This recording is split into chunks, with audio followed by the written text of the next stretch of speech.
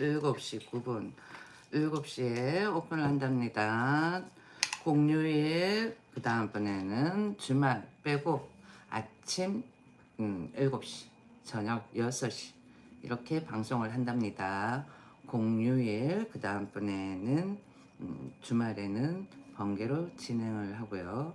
주중 아침 7시하고 저녁 6시에 시작을 하는 라이브에는 멤버십으로 가입을 하셔야만 채팅창에 글을 적을 수가 있어요.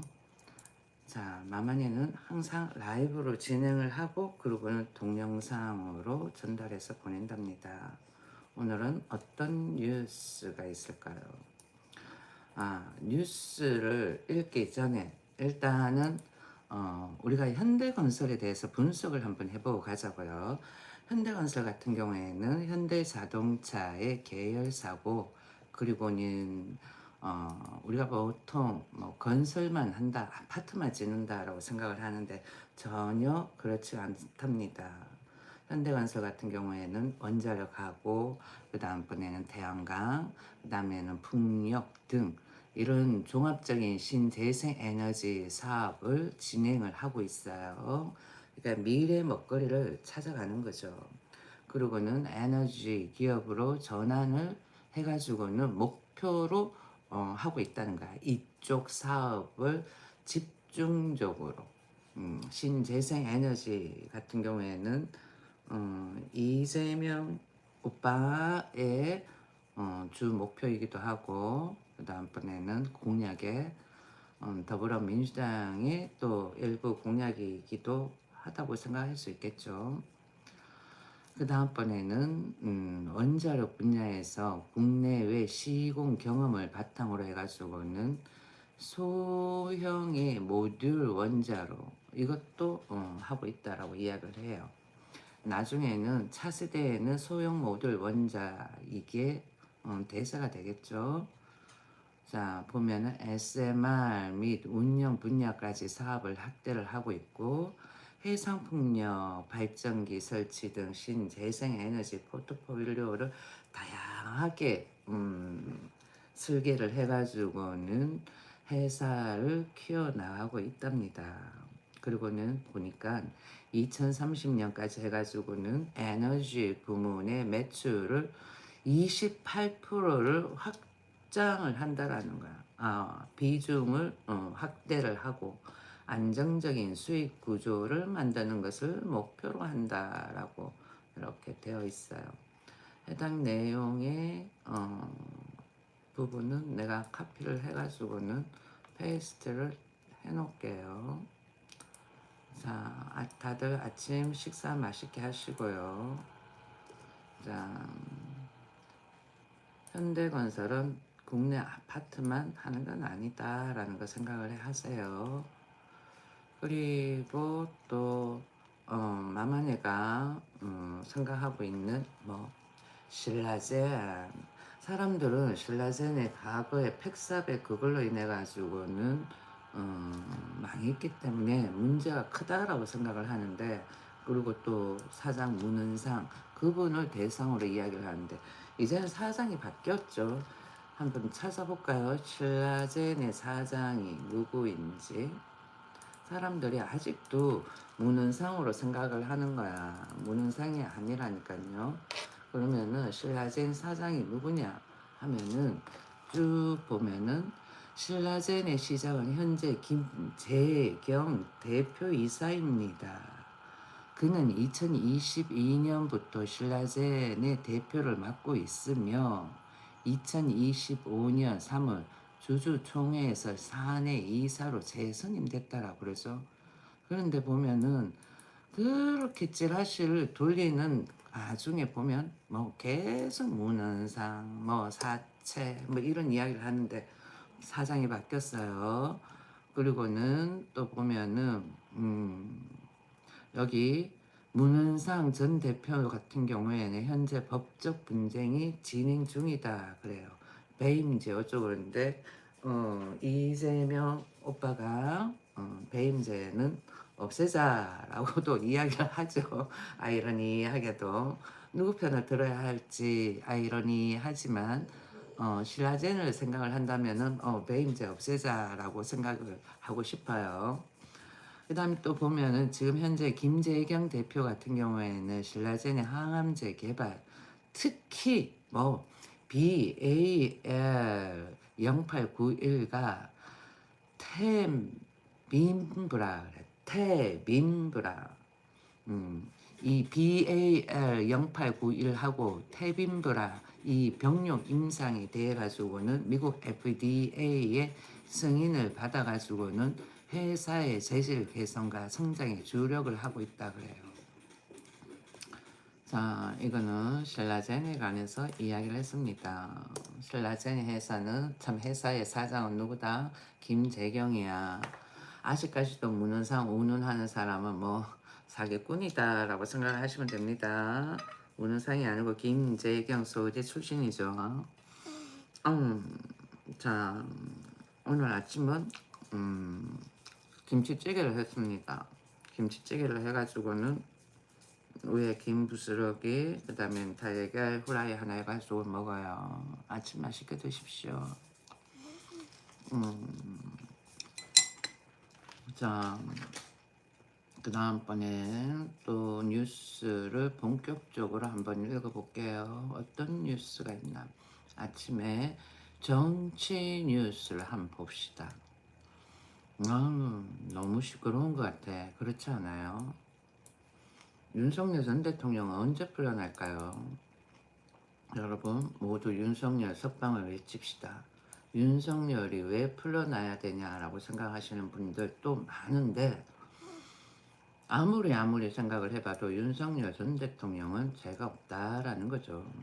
내란? 무슨 내란? 어떤 내란을 일으켰는데? 계엄하는 거? 왜 계엄을 했는지도 생각해보고 계엄은 대통령 권한이 있는 거다. 계엄이 비상사태 시에 어쩌고 그러는데 지금 비상사태야. 국회 내에 그런 종북주의자들이 그렇게 많다라고 이야기를 하는데 그리고 체제를 바꾸려고 한다 그러잖아. 결국은 봐봐. 상권 분립 같은 그런 상황이 빚어지고 그 다음번에 검찰청도 뭐 폐지되고 이전과는 다른 어떠한 변화를 보이고 있죠. 그러니까 대통령 같은 경우에는 그걸 지키기 위해서 그랬던 거다라고 생각을 해주세요. 그리고 김건희 여사 뇌물은 그 선물을 받고 누군가한테 선물을 받은 그 사람이 하는 모든 사업이나 이런데 뭐 투자를 한다거나 아니면 그 뇌물 받은 사람이 사업하는 부분에 있어 가지고는 뭐 공적으로 권력을 남용을 해가지고는 이익을 주게끔 하거나 그렇게 됐을 경우에는 뇌물이 있으면 그게 아닌다면은 뭐 선물이지. 선물 받을 수 있는 거야. 그렇지 않습니까? 그러니까 우리는 너무 이분법적 논리로 접근을 해가지고는 옳다 그러다 이런 식으로 판단을 하는 거야. 모든 게 있어가지고는 문제라니까요. 그 다음번에는 또 여기 보니까 남북회담본부 등 남북협력전담부서 복원 그래요. 이게 뭘까? 통일부가 남북 간에 대화하고 교류하고 협력하는 그런 전담을 맡아서 하는 부서를 복원을 해가지고는 전체 인원을 증원하는 방안을 추진을 한다 그래요. 그리고는 윤석열 정부에서는 축소가 됐던 거야, 이 부서가. 그런데 지금 다시 강화한다라는. 여기 보니까 전임 윤석열 정부에서 축소된 기능을 다시 강화한다 그러는 거야. 그러니까 내가 생각했는 게 맞아.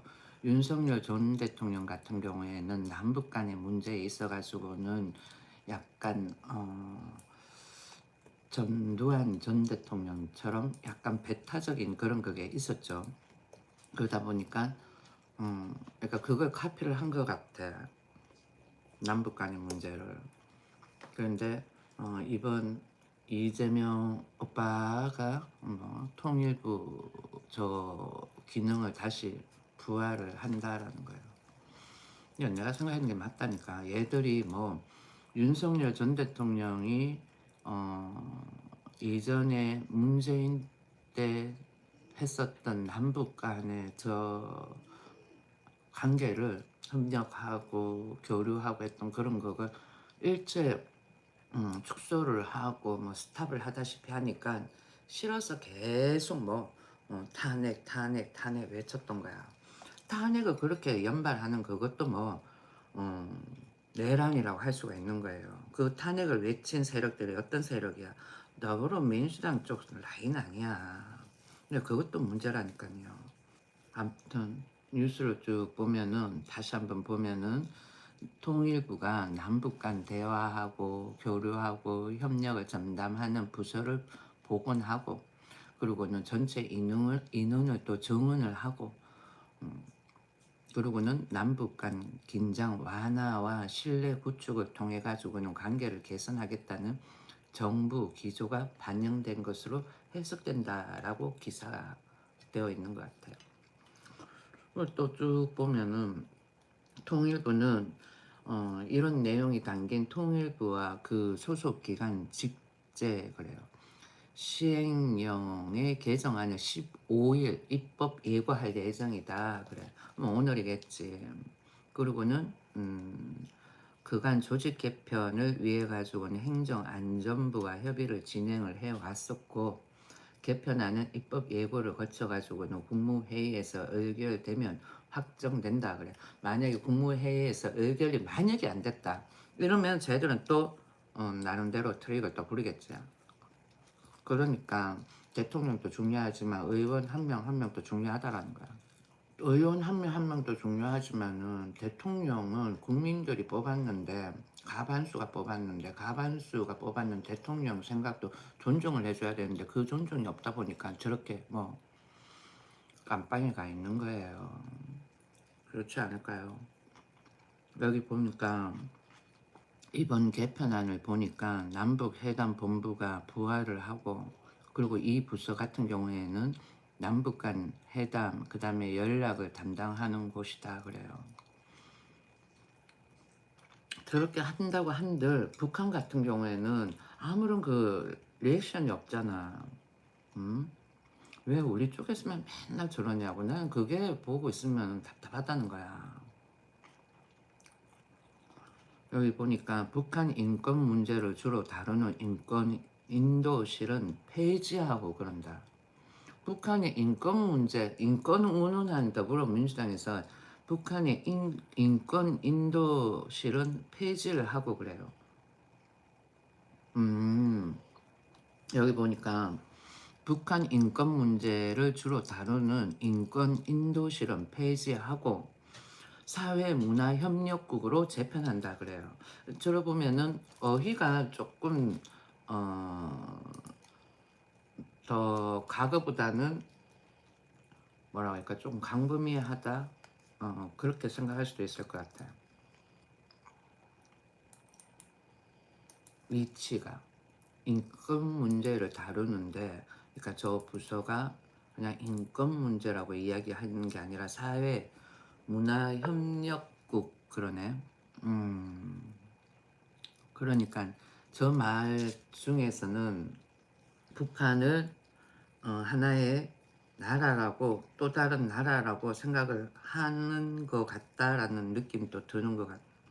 아무튼 계속 또 뉴스를 한번 읽어볼게요. 여기 또 쭉 보면은 인권 인도실은 윤석열 정부 때 국을 실로 확대한 편성한 부서이다 그래요. 그리고는 사회문화협력국은 5개 가와 1개 팀으로 구성된다 그래. 그러니까 좀 더 부서가 커진 것 같아. 민간 교류 지원가 그 다음번에는 이산가족, 남북자, 억류자, 국군 포로 문제, 평화 협력 전 인권 증진 그 다음번에는 탈북민 정착 및 자립 활동을 지원하는 등 그런 일을 하는 부서다라는 거야. 사회문화협력국이야. 또 쭉 보면은 통일협력국을 폐지를 하고 통일정책실과 통합을 하고 그 다음번에는 통일정책실은 정책협력관과 6개과 한 개 팀으로 꾸린다라고 되어 있어요. 그리고는 한반도 평화 구축 전략의 수립, 중장기 통일 정책 기획, 국내 평화 담론 확산, 국제 협력 평화 통일 공공 외교 등 업무를 담당한다라고 이야기해요.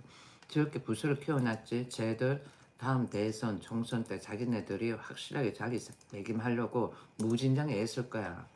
내가 생각을 했을 때 그래요.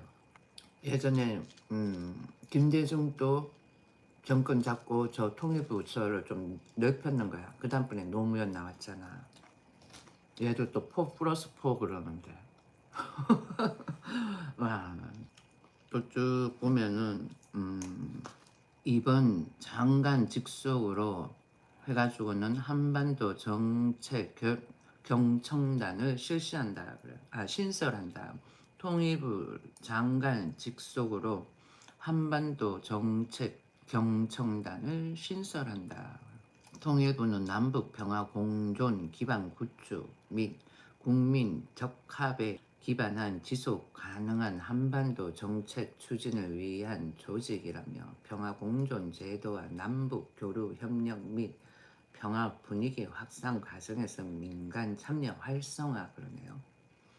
민간 참여 활성화 저거는 뭘 이야기하는 걸까? 탈북민들을 대상으로 하는 건가?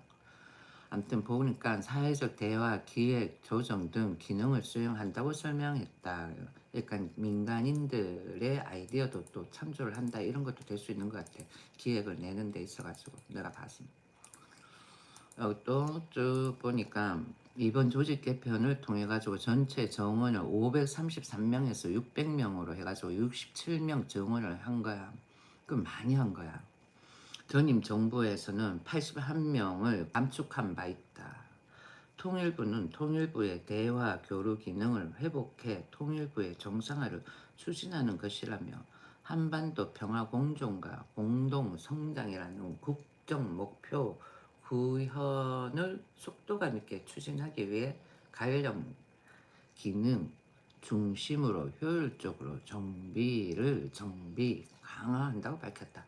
아유 기자야 그냥 딱 간단하게 한반도 평화 공존과 공동 성장이라는 국정 목표 구현을 속도감 있게 추진하기 위해 관련 기능 중심으로 해서 효율적으로 조직 정비 효율적으로 조직을 정비하고 강화한다고 밝혔다. 그래 말 다 들어가는 게 그래도 좀 나은 것 같다. 아무튼 그렇다라고 이야기를 합니다. 얘들은 뭐 내가 생각했는 대로가 맞는 거야. 과거에도 그랬고 지금도 그렇고 김대중 시절부터 해서 쟤들 뭐 항상 북한하고의 관계에 있어가지고 평화, 통일 그걸 외쳤다라는 거지. 아무튼 다른 뉴스도 한번 볼게요. 다른 뉴스도 한번 보면은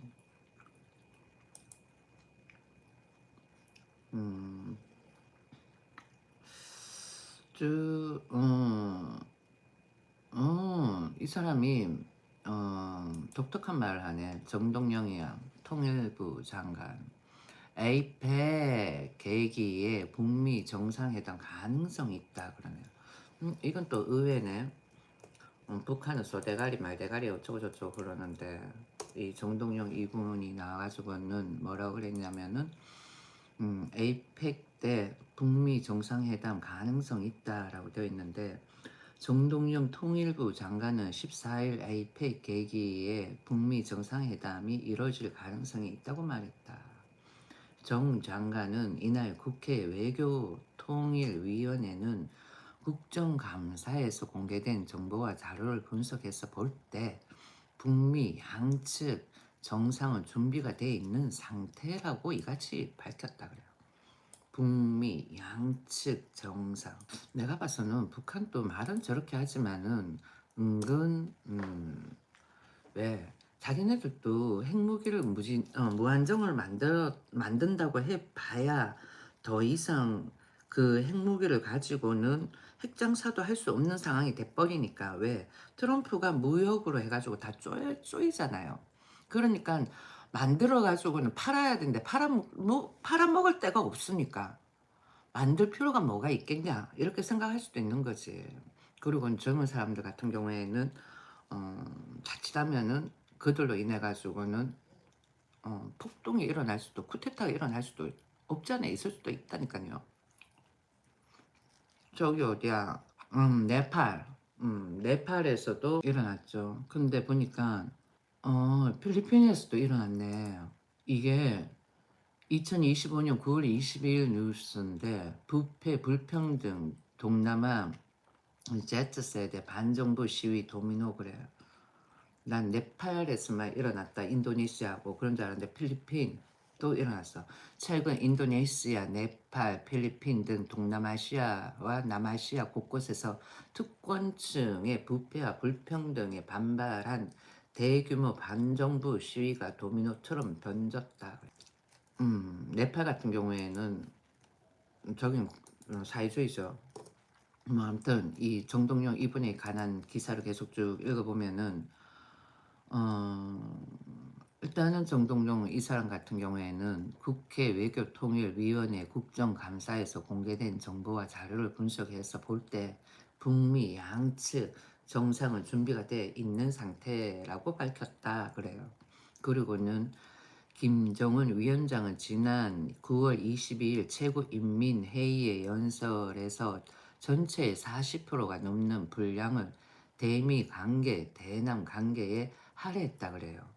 음, 그리고는 트럼프 대통령과 좋은 추억을 갖고 있다. 평화 공존을 주제로 얘기했다고 만날 생각이 있다는 것이 핵심이다. 이렇게 이야기를 하네요. 내가 그동안 북한 이야기는 안 읽었잖아. 그런데 북한 김정은이가 윗상사한테 오빠라고 칭하면은 뭐 사형에 처한다 이렇게 이야기를 했잖아요. 그 말은 뭐 저쪽에서 우리나라에서 뭐 하는 뭐 청문회나 이런 걸 다 본다라는 거지. 또 쭉 보면은 결국 지금 열쇠는 트럼프 대통령의 결심에 달려 있다고 했다 그래요. 트럼프 같은 경우에 또 노벨 평화상을 받는 걸 또 좋아하죠. 그런데 이번 노벨 평화상은 다른 사람이 받는 거잖아. 여자. 그 여자가 어느 나라의 여자인지 모르겠지만 아무튼 이번에 노벨 평화상을 저기 뭐 트럼프가 받지는 못해. 그런데 잘하면 다음번에 또 받을 수가 있으니까 또 잘 모르지. 트럼프가 어떤 결단을 내릴지. 아무튼 또 쭉 읽어보면은 그는 이어 윤후덕 더불어민주당 의원이 제기한 이재명 대통령이 UN 연설에서 밝힌 END 구상에 대한 논란과 관련해가지고는 END는 동북아에서 평화 공존을 원칙으로 설명한 것이고 저거는 end가 아니야. END는 이니셜이에요. 그래가지고는 이니셜이다. end가 아니에요. 자, 다시 내가 쭉 읽어볼게요. END는 동북아에서의 평화 공존을 원칙적으로 설명한 것이고 광복절 경축사에서 평화 공존의 3원칙은 남북 간의 흡수 통일을 추구하지는 않는다. 북한의 체제를 존중한다. 그리고 적대 행위를 하지 않겠다는 것이 남북 간의 평화 공존의 3원칙이다. 이것은 외교, 안보, 통일팀 모두가 공유하는 원칙이라고 설명을 했다. 음, 외교, 안보, 동일팀이야. 통일팀이 아니라 외교, 안보, 동일팀 모두가 공유하는 원칙이라고 설명을 했다라고 이야기를 하는데 저게 남북 간의 평화 공존 3원칙이 북한도 그렇게 생각을 하냐라는 거지. 북한도 그렇게 생각을 하면 다행인데 북한이 배째라 이런 식으로 나오면은 허당 이렇게 되는 거예요. 북한도 그렇게 생각을 한다면 괜찮아. 그렇지 않으면 허당 아닐까요?